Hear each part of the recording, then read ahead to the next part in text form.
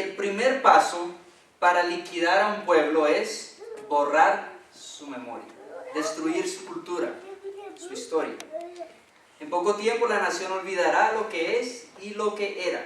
Esas son las palabras de un historiador, Milan Mobay. Y la razón para esto es porque nuestra identidad está totalmente relacionada con nuestro pasado. ¿Qué ocurriría si hoy yo tuviese la capacidad, al igual que nosotros tenemos, para borrarle la memoria a un computador? Si hoy yo borrase su memoria, ¿qué pasaría? Que su identidad quedaría totalmente destruida, no sabría nada de su educación, su pasado, su familia, no sabría nada. Entonces, esto es lo que la mayoría de los dictadores han hecho cuando quieren tomar control de una nación. De hecho, es lo que está ocurriendo en Estados Unidos. Si no se han dado cuenta, están reescribiendo la historia con el deseo de cambiarnos fundamentalmente. Y esta nación no necesita ser cambiada fundamentalmente porque sabemos que bíblicamente tenía 2 cuernos como de cordero, o sea que tenía principios nobles. El fundamento de esta nación está bien, no necesita ser cambiado, necesita ser aplicado antes. Así que esos cambios que están ocurriendo están queriendo borrar la historia, reescribirla de este país. Y lo que es verdad de una nación también aplica a la iglesia, porque la palabra de Dios, las escrituras nos dicen que el pueblo de Dios es una nación santa. Así que lo que es igual de una nación secular es igual para la casa de Dios. Si nosotros olvidamos nuestro pasado, de dónde venimos, no vamos a saber hacia dónde vamos, hacia dónde Dios nos está llevando. Si no podemos comprender por qué existimos hoy, no tenemos una misión y un mensaje para contarle al mundo mañana. Tenemos que saber por qué estamos aquí hoy, qué es lo que Dios ha hecho en medio de nosotros hasta este día. De hecho, es un mandato de Dios a su pueblo. En el libro Salmo 78, abran sus Biblias, Salmo 78, en el verso 5, todo el Salmo habla de esto, pero vamos a tomar desde el verso 5 hasta el 7. Salmo 78, versos 5 al 7. Me dicen amén cuando lleguen aquí para leerla todos juntos.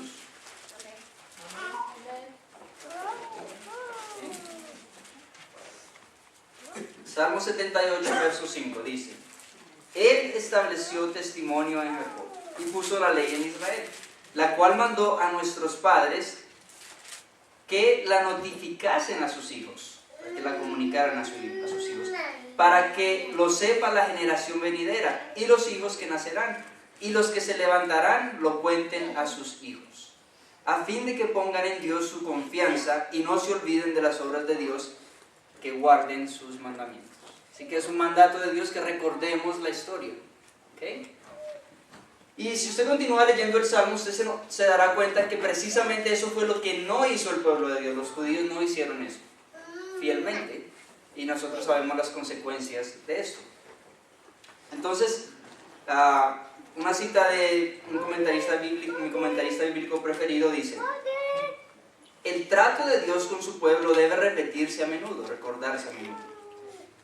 Con frecuencia fueron las marcas establecidas por el Señor en su trato con el antiguo Israel y también con su pueblo hoy en día, para que no olviden la historia del pasado.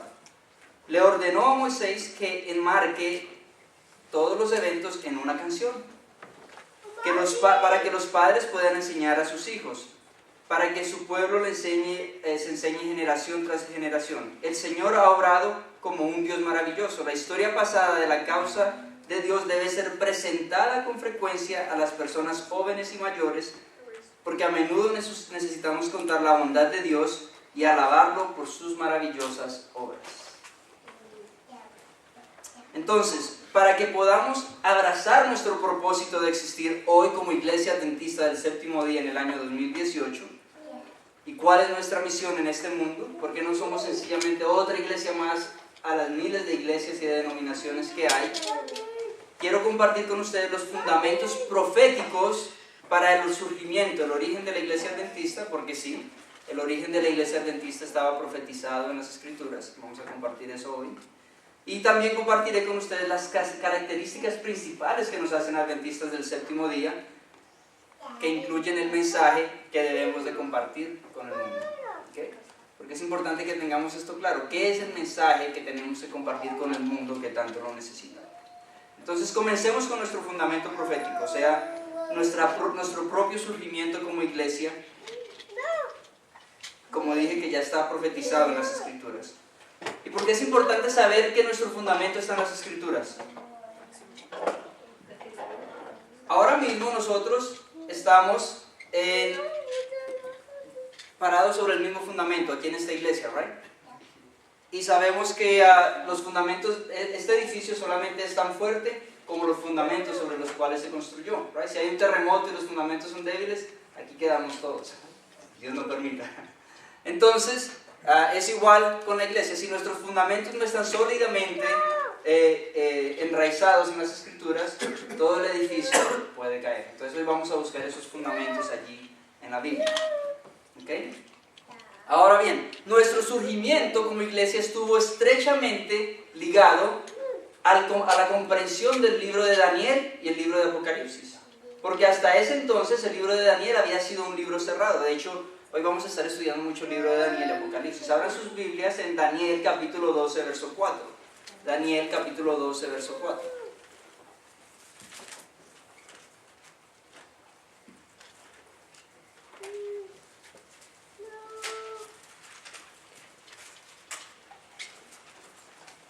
¿Estamos allí? Daniel capítulo 12, verso 4. La palabra de Dios dice: pero tú, Daniel, cierra las palabras y sella el libro hasta el tiempo del fin. Muchos correrán de aquí para allá y la ciencia se aumentará. Entonces allí se nos dice que el libro de Daniel, esta visión que él tuvo, iba a ser sellada ¿hasta cuándo? Hasta el tiempo del fin. Y es interesante porque solamente en ese libro se habla de que una visión es cerrada, y también en el libro de Apocalipsis, solamente en esos dos libros. Pero el libro de Apocalipsis también nos muestra a un ángel viniendo con un libro abierto. Y es este libro de Daniel que ahora va a ser comprendido por las naciones. Entonces, ¿cuándo comienza este tiempo del fin? Si la comprensión del libro va a darse solo hasta el tiempo del fin, tenemos que saber cuándo comienza el tiempo del fin. ¿Alguien sabe cuándo comenzó el tiempo del fin? Pues la Biblia nos da respuesta. Vamos a Daniel capítulo 7, verso 25. Daniel capítulo 7, verso 25. Hoy vamos a estar pasando por todas las Escrituras. Dice, Daniel capítulo 7, verso 25. Hablando en referencia a ese poder que se levantará en contra de su pueblo.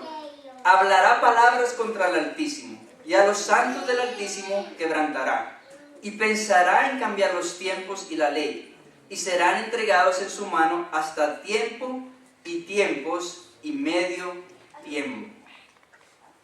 ¿Okay? Aquí nos está diciendo que va a ser ¿hasta cuándo? Tiempo, tiempos y medio tiempo.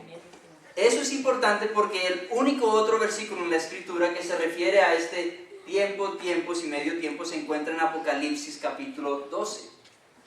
Entonces, cuando nosotros tengamos nuestras reuniones de evangelismo más adelante, vamos a aprender que ese capítulo, Apocalipsis capítulo 12, habla acerca de la historia del pueblo de Dios, comenzando con el nacimiento de Jesús y el pueblo de Dios de allí en adelante. Entonces vamos a abrir nuestras Biblias en Apocalipsis capítulo 12. Apocalipsis capítulo 12, y tengan su mano allí pendiente del libro de Daniel. Vamos a estar pasando entre Daniel y Apocalipsis. Hoy es como un estudio bíblico que estamos haciendo. Apocalipsis capítulo 12, verso 1 dice, Apocalipsis 12, versículo 1. Apareció en el cielo una gran señal, una mujer vestida del sol, con la luna debajo de sus pies, y sobre su cabeza una corona de 2 estrellas.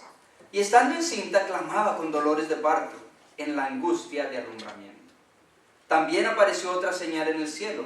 He aquí un gran dragón escarlata, que tenía 7 cabezas y 10 cuernos, y en sus cabezas 7 diademas. Y su cola arrastraba la tercera parte de las estrellas del cielo, y las arrojó sobre la tierra. Y el dragón se paró frente a la mujer que estaba para dar a luz, a fin de devorar a su hijo tan pronto como naciese.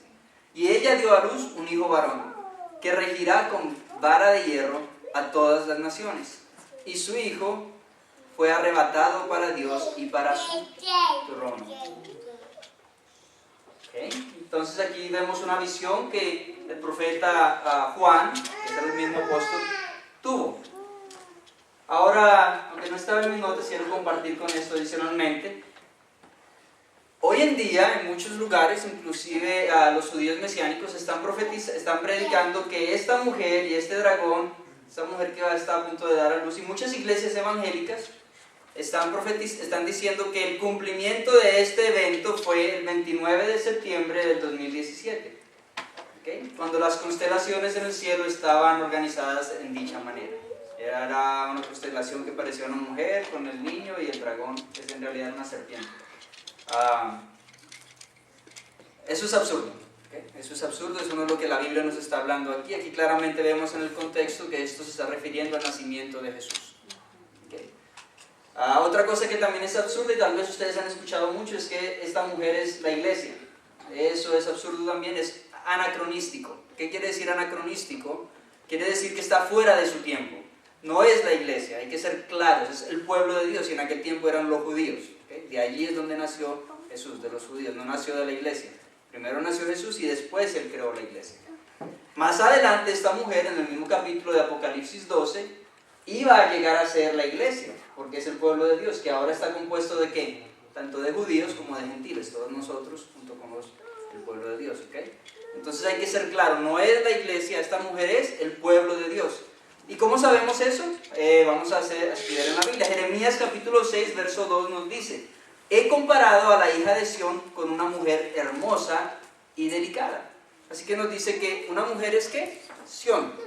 ¿Pero qué es Sión? Isaías 51, versículos 15 y 16 nos dice: y he puesto mis palabras en tu boca, y te cubrí con la sombra de mi mano, para que yo pueda plantar los cielos y poner cimientos de la tierra. Escuchen esto: y di a Sión, mi pueblo eres tú. Entonces, ¿quién es Sión? El pueblo de Dios. Y Sión es representado como una mujer delicada, como es la mujer de esta profecía, una mujer delicada. Entonces allí está hablando de el pueblo de Dios. ¿Okay? Más tarde vemos entonces en el versículo 6, vamos a leer allí mismo, Apocalipsis capítulo 12, versículo 6. Continúa diciendo: y la mujer huyó al desierto, donde tiene lugar preparado por Dios, para que allí la sustente por 1260 días. ¿Y qué es esto de 1260 días? Bueno, es exactamente la misma fecha de un tiempos y la mitad de un tiempo. ¿Okay? De hecho, vamos allí mismo en Apocalipsis capítulo 12, verso 13, allí lo clarifica para nosotros. Apocalipsis capítulo 12, verso 13. Vamos a leer 13 y 14, dice: y cuando vio el dragón que había sido arrojado a la tierra, persiguió a la mujer que había dado a luz al hijo varón. ¿Sabe que a quién estaba persiguiendo? Al pueblo de Dios. Y se le dieron a la mujer las dos alas de la gran águila, para que volase de delante de la serpiente al desierto, a su lugar, donde es sustentada ¿por cuánto? Por un tiempo, tiempos y la mitad de un tiempo. Así que esos 1260 días proféticos, que en realidad son años, es equivalente, es lo mismo que un tiempo, tiempos y la mitad de un tiempo. ¿Okay? Entonces, de acuerdo a esto, hay un periodo de tiempo en el cual la iglesia, el pueblo de Dios, estará ¿dónde? En el desierto. O sea que el pueblo de Dios iba a estar escondiéndose. Iba a estar escondiéndose del poder del dragón, ¿cierto? Ese poder supremo que iba a estar persiguiéndolos durante esos, le llaman la edad oscura, right? The Middle Ages, the Dark Ages. Entonces, de acuerdo con este texto, en este periodo, el pueblo de Dios, el remanente de Dios, debe de estar en el desierto escondido, pero luego debe de reaparecer después de que este periodo de tiempo culmina, después de que esos 1260 días terminan. Entonces, ¿sabemos cuándo comienza el tiempo del fin, del que habla Daniel 12? Sí, nosotros sabemos, ustedes tienen que creerme esto hoy por fe, pero ya lo han estudiado en otras ocasiones, que la fecha comienza en 538 y y termina en 1798. Así que el tiempo del fin es en el año 1798. ¿Okay? Entonces, lo que esto nos dice es que el remanente de Dios, aquel pueblo único que Dios ha llamado para la última obra y para el último mensaje en el planeta Tierra, tiene que surgir después de 1798. No puede ser que surja antes de ese tiempo. ¿Okay? Continuando leyendo allí en Daniel 12, vamos a volver a Daniel 12, verso 5. Daniel 12, versículo 5. Asegúrense de abrir sus Biblias porque es bueno que ustedes mismos lo visualicen en la palabra de Dios.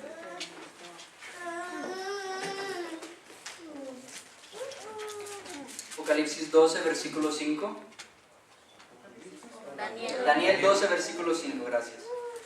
Y yo, Daniel, miré, y he aquí otros dos que estaban en pie, el uno a este lado del río y el otro al otro lado del río. Verso 6. Y dijo uno al varón vestido de lino, que estaba sobre las aguas del río: ¿cuándo será el fin de estas maravillas? Y oí al varón vestido de lino, que estaba sobre las aguas del río, el cual alzó su diestra y su siniestra al cielo, y juró por el que vive por los siglos, que será por tiempos y la mitad de un tiempo. Y cuando se acabe la dispensación del poder del pueblo santo, todas estas cosas serán cumplidas. Ahora, ¿quién es este hombre vestido de lino fino?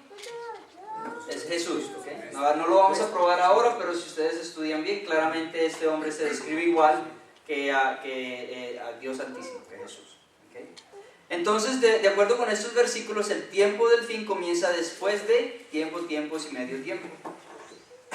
Y en Daniel 8, 13, 14 también nos complementa aquella profecía de los 2312 noches y mañanas. Vamos a abrir nuestras Biblias en Daniel capítulo 8, versos 13 y 14. Daniel 8, 13 y 14.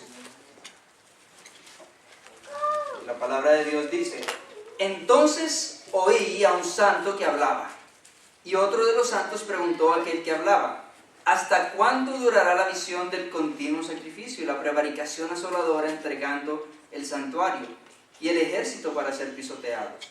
Y él le dijo: hasta 2300 tardes y mañanas, luego el santuario será purificado. Ahora sabemos exactamente cuándo comienza este periodo también, con el decreto de este rey Medo-Persia, para que el pueblo de Dios fuera a reconstruir el santuario. Y concluye, ¿cuándo concluye este periodo?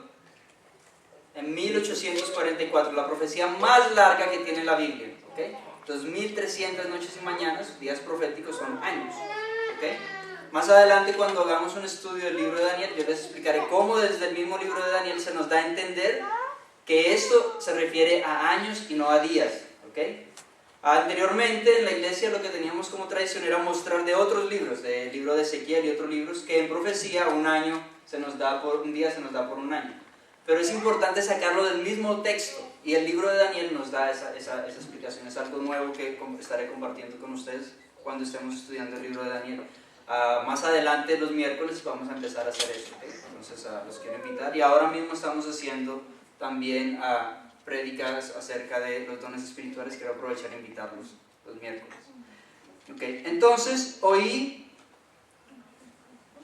a un santo que hablaba, y otro de los santos preguntó a aquel que hablaba: ¿hasta cuándo durará la visión? Entonces en el libro de Daniel iba a ser revelado que en los años 1800, ¿right? Porque fue en el año 1844 que terminaron los 2300 días y mañanas. Después de ese tiempo iba a surgir el pueblo de Dios. ¿Okay? Entonces, ese terminó en el año 1844. Así que el pueblo de Dios, el remanente, tenía que surgir después de 1844. Y noten algo bien interesante. Mientras en el libro de Daniel, aquel hombre vestido de lino fino que levantó sus brazos, jura, ¿cierto? Y cerró el libro, le dijo a Daniel: cierra el libro, séllalo. En Apocalipsis hay un ángel que viene con un libro abierto. Vamos allí, Apocalipsis capítulo 10, versículo 1. Apocalipsis capítulo 10, versículo 1 y verso 2. Dice: vi descender del cielo a otro ángel fuerte, envuelto en una nube, con el arco iris sobre su cabeza, y su rostro era como el sol, y sus pies como columna de fuego.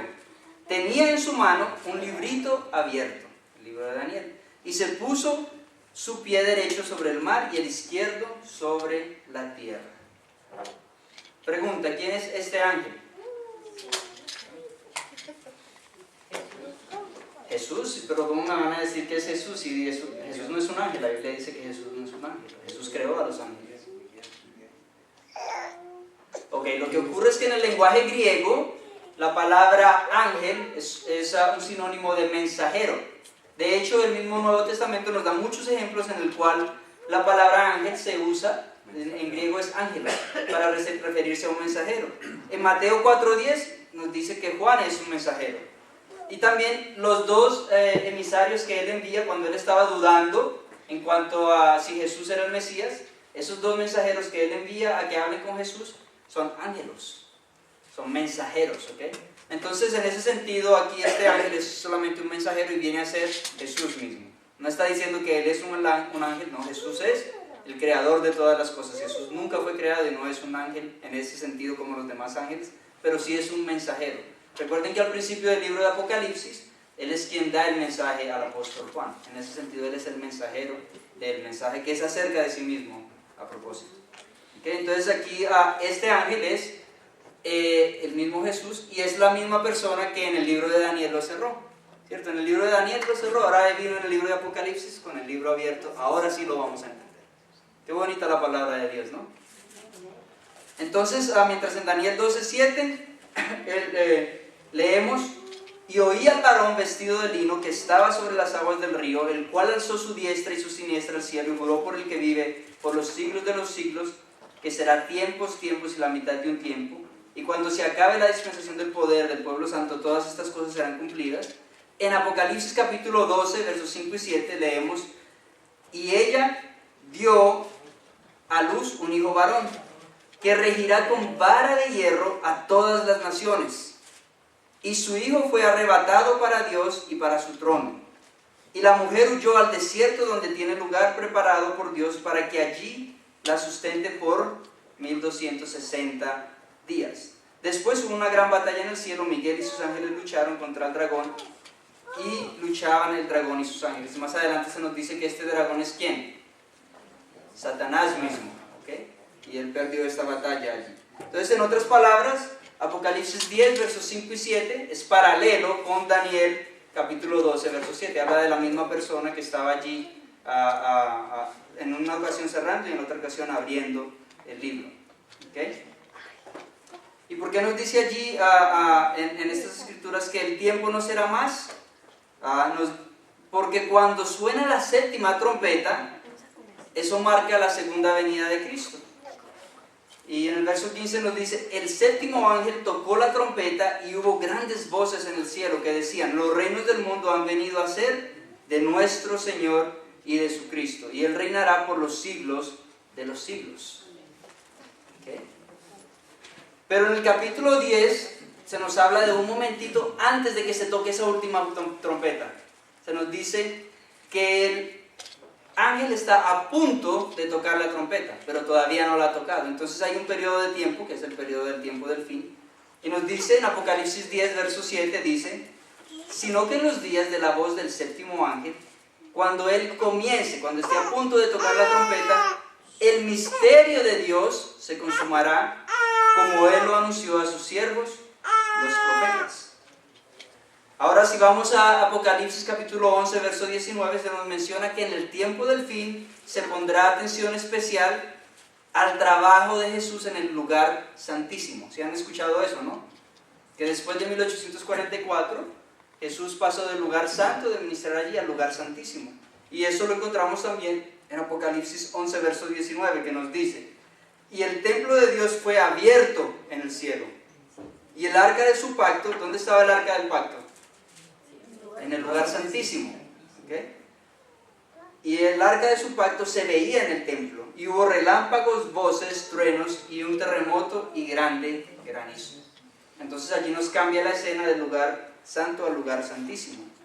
regresando nuevamente a Apocalipsis 10, versos 9 y 11, dice: y fui al ángel diciéndole que me diese el librito. Y él me dijo: toma y cómelo. Interesante. Y te amargará el vientre, pero en tu boca será dulce como la miel. Entonces tomé el librito de la mano, este es Juan hablando del ángel, y lo comí, y era dulce en mi boca como la miel. Pero cuando lo hube comido, amargó mi vientre. Y él me dijo: es necesario que profetices otra vez a muchos pueblos, naciones, lenguas y reyes. Ahora, ¿de qué nos está hablando este evento? De que se comió un librito y fue dulce y luego amargo. Nos está hablando del gran chasco, esa experiencia que fue tan hermosa para ellos porque ellos entendían que Jesús iba a venir en aquel tiempo. Y fue algo dulce para ellos. Ellos dieron el mensaje: Jesús va a venir. Por un error, ellos comprendían en ese momento que limpiar el santuario se refería a limpiar la tierra. No entendían que existía un santuario celestial que iba a ser limpiado en ese momento, que iba a comenzar a ser limpiado. Entonces, ellos pensaron que Jesús iba a venir a limpiar la tierra, que era su venida, y lo esperaron con tanto gozo, tanto anhelo. Pero se llevaron un gran chasco y fue amargo en su vientre. Eso es a lo que allí está refiriendo. O sea que el pueblo de Dios, el remanente, tiene que venir después de este evento, que fue en 1844, el gran chasco. ¿Okay? Entonces también se le dice a Juan aquí en este verso que él debería de ¿qué? De profetizar otra vez, lo cual quiere decir que ya estaba profetizando. O sea que en ese tiempo hubo un periodo de tiempo en el cual el libro de Daniel se abrió y empezó a comprenderse. Con William Miller, ¿recuerdan? Él comenzó a estudiar estas palabras y a explicarlas de una manera histórica, porque ya para ese tiempo la iglesia estaba adoptando otras formas de ver a la Biblia, que ya son preterismo o futurismo, que también hablaremos en otra ocasión. Entonces, en el verso 11, en el capítulo 11, verso 11, se nos dice, de Apocalipsis, se nos dice también lo mismo, que va a haber un mensaje que se le va a dar ¿a quién? A todas las naciones. Dice: y él me dijo: es necesario que profetices otra vez, de hecho es 10:11, y es necesario que profetices otra vez sobre muchos pueblos, naciones, lenguas y reyes. Y solo hay otro pasaje en todas las escrituras que dice eso. ¿Dónde queda ese pasaje? Que se le va a predicar a todas las naciones. Nuestra lectura bíblica de hoy. ¿Okay? Apocalipsis 14, versos 6, right? El mensaje de los tres ángeles.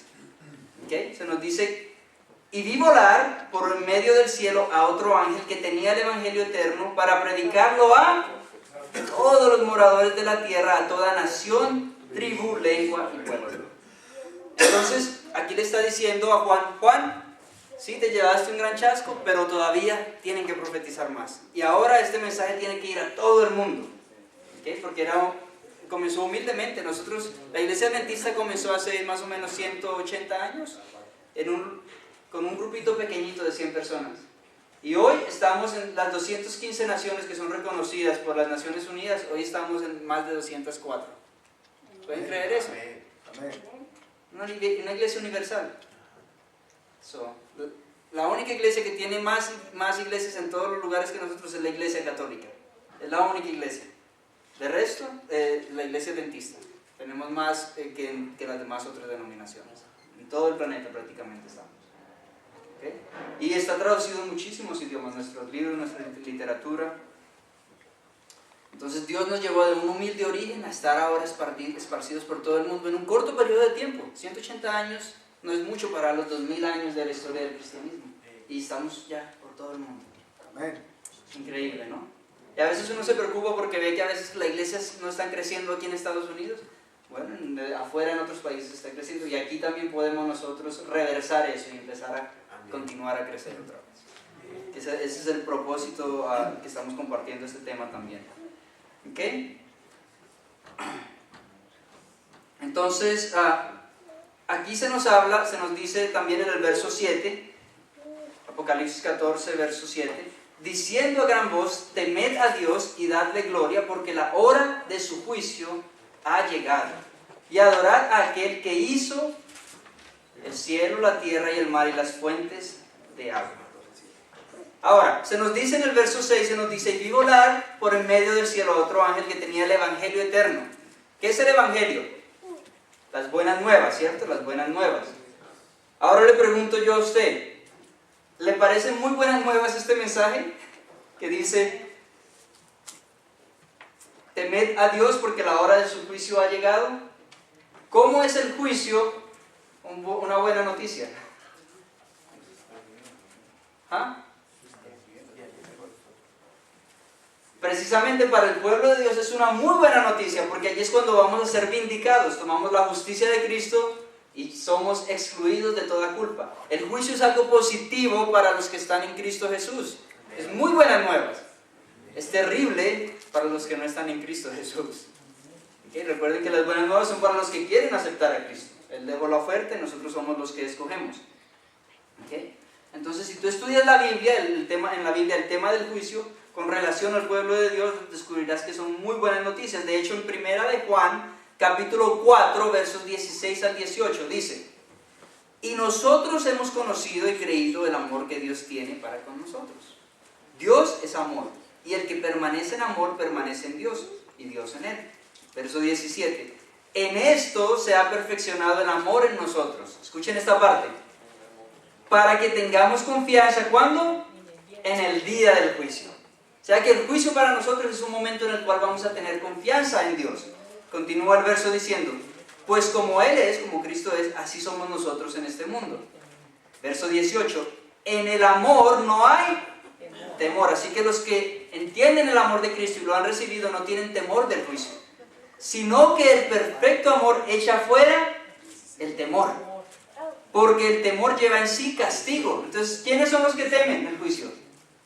Los que temen el castigo. Nosotros, como hijos de Dios, como pueblo de Dios, ¿tememos el castigo? No deberíamos. Somos salvos en Cristo. Tenemos que estar seguros de nuestra salvación en Cristo Jesús. Es salvación por la fe. No es por nuestras obras, es por la fe. Hay que estar seguros de nuestra salvación. Entonces, los que temen el castigo tienen temor, pero nosotros no tememos el castigo. De donde el que teme no ha sido perfeccionado en amor. Nosotros debemos de ser perfeccionados en amor. ¿Okay? Entonces ves que el juicio es una buena noticia para el pueblo de Dios. Así que cuando predicamos este mensaje del juicio investigativo, debemos de mostrarle al mundo que el juicio no debe de temerse, que son buenas noticias para el pueblo de Dios. ¿Okay? De hecho, en otra parábola encontramos que hay una mujer que está clamando justicia a un juez injusto. Y Jesús después relaciona eso con la segunda venida. ¿Por qué? Porque en el momento de la segunda venida es cuando la justicia va a ser cumplida a lo máximo. Todas aquellas cosas que fueron que fueron hechas mal van a ser rectificadas en ese momento. Ahí es que se va a cumplir la verdadera justicia. Cuando Cristo venga, dice Él que Él viene a dar un galardón a cada uno de acuerdo a ¿qué? A sus obras. Entonces los que no lo aceptaron van a recibir condenación, los que sí lo aceptaron van a recibir salvación. ¿Okay? Entonces en ese momento va a haber esa administración de justicia universal. ¿Okay? Entonces Apocalipsis 14 continúa con el mensaje que usted y yo debemos de dar al mundo. Verso 8. Apocalipsis 14, verso 8. Otro ángel le siguió diciendo, ha caído Babilonia, la gran ciudad, porque ha hecho beber a todas las naciones del vino del furor de su fornicación. ¿Okay? Entonces, en medio de este mundo en el cual vivimos, en esta confusión babilónica, la gente del tiempo del fin, el pueblo de Dios, Él nos da ese mensaje de que ya ha caído Babilonia y que tengamos confianza en Él. Verso 9, y el tercer ángel lo siguió diciendo a gran voz, si alguno adora a la bestia y a su imagen y recibe la marca en su frente o en su mano, él también beberá del vino de la ira de Dios, que ha sido vaciado puro en el cáliz de su ira, y será atormentado con fuego y azufre delante de los santos ángeles y del Cordero. Y el humo de su tormento sube por los siglos de los siglos, y no tiene reposo de día ni de noche los que adoran a la bestia y a su imagen, ni nadie que reciba la marca de su nombre. ¡Wow! ¡Qué mensaje tan alarmante! Y para dar este mensaje tenemos que sonar la trompeta con un sonido certero.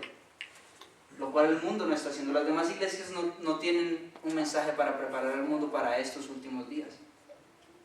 El mundo está a punto de recibir la marca de la bestia, y muchos están allí como ovejitas, dispuestos a recibirlo. Necesitan escuchar qué es esta marca.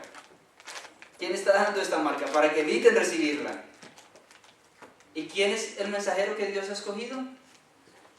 Nosotros. Nosotros somos ese agente que Dios escogió. Entonces la iglesia remanente de Dios, la gente del tiempo del fin, debe de advertir al mundo acerca de la marca de la bestia. Y por cierto, la Biblia nos describe cómo se verá este grupito, right? Este remanente al tiempo del fin. Nos da la descripción exacta. Vamos allí a Apocalipsis 14, verso 12. ¿Qué nos dice?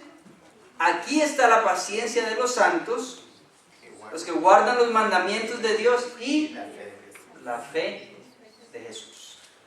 Entonces esa es una característica básica de este pueblo de Dios, para que dé el último mensaje que Dios tiene para